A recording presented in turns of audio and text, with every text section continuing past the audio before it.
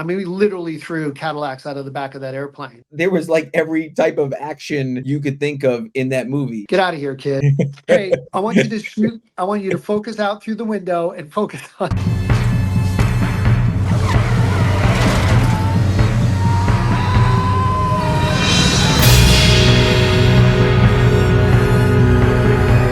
Going into this, so you're like, oh, this is how I want to shoot it. This is what I want to do with it. Or do you leave a little bit for openness on that? Or are you very rigid and like strict on what you want to be or where I what you have. want? I definitely have a plan when I go in. Mhm. I have a plan, but any good director, and I've watched John Huston direct and some great Pete Fellini direct. Any great director is open to something that may happen that could be more interesting. You Mhm. can't close your mind off. And even my episodes of television and all that, I've always kept that in the back of my hand. I always have a plan because if I don't go in with the confidence. It's like a reoccurring directing dream I have. I get there and I don't even know what the script means. And I don't have a plan and everybody's looking at me, waiting for me to say something. So I do have a plan. I'm big on storyboarding and like Terminal Velocity, the movie I did with Charlie Sheen. Yeah. Every action shot, I mean, I had thousands and thousands of storyboards that I would put up on a wall and we would pick them off. Now, if something happened interesting, and it always does, you're never going to get exactly what, you're not doing a commercial, you're doing an organic movie. Mhm. You've got to be, and everything's open for interpretation, especially when you see it and you set it up and you line it up and you're ready to shoot it.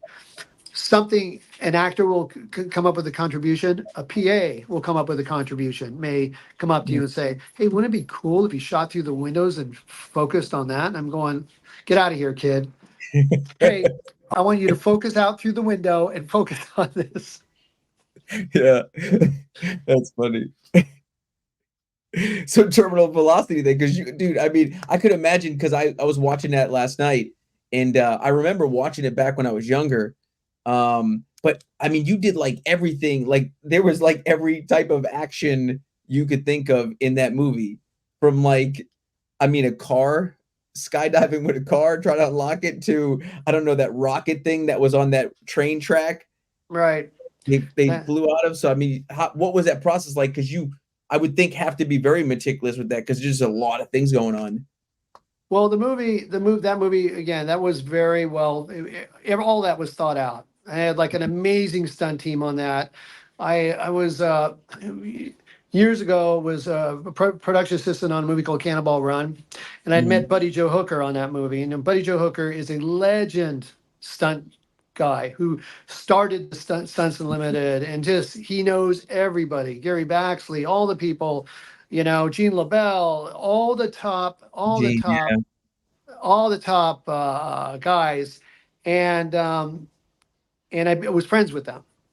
So I brought them all on. When I know I told them, I said someday I'm going to direct and we're gonna all work together. They're going, we believe you, kid. And next thing you know, I'm on a $55 million movie, and I've said, bring everybody, you Yeah, know.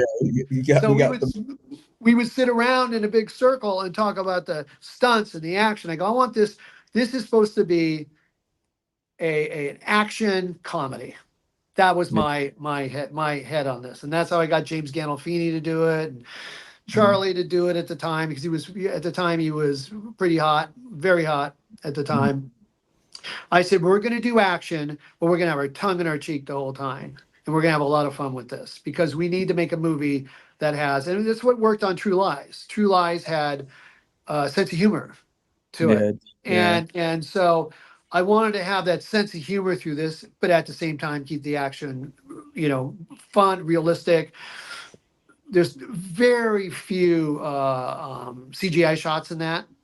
I mean, we literally threw Cadillacs out of the back of that airplane. We had 17 Cadillac Elantes that we threw to get those shots, that we went one by one by one. Jeff Haverstadt, the guy who was hanging on the car, Charlie's character, played Charlie's character, literally jumped out of that thing. Two stunt people drew Mhm. jumped out of that thing, and we do it piece by piece by piece, and then finally put a stunt girl in the trunk of the car, which was obviously braced so when it clothes Mhm. on her, and she gets stuck in there, and literally crawled around that car and grabbed her and pulled her out. And that's all real. And now I see it on, Triple X. They keep redoing that stunt in movies.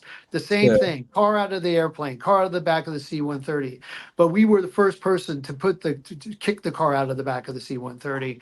That was us.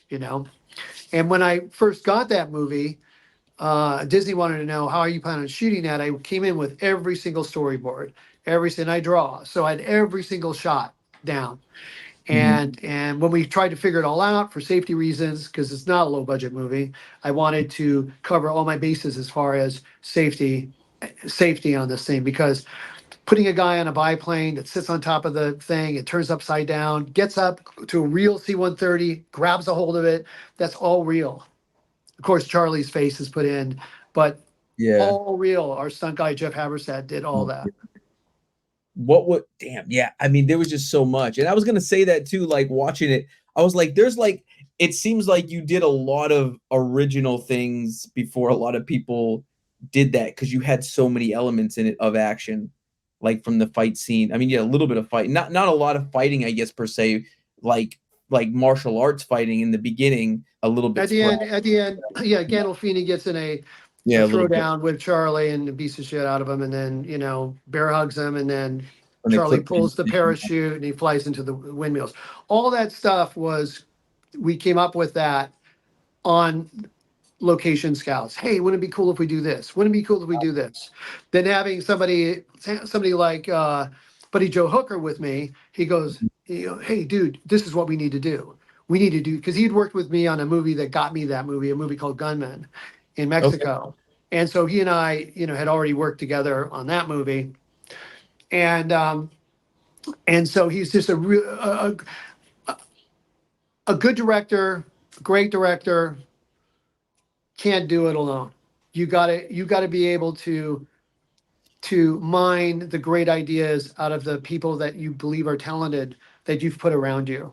I mean, Mhm. that goes with Death Warrant, with Russell Carpenter, who, brilliant DP, who had nothing but great ideas, nothing but great ideas. And I get frustrated when I'm producing and I got the higher directors in TV and they're so stubborn and they're not listening to anybody. And I go, what? You've got a great team around you. Why are you not listening to your team that can help contribute? And usually those directors really don't go anywhere. They just don't.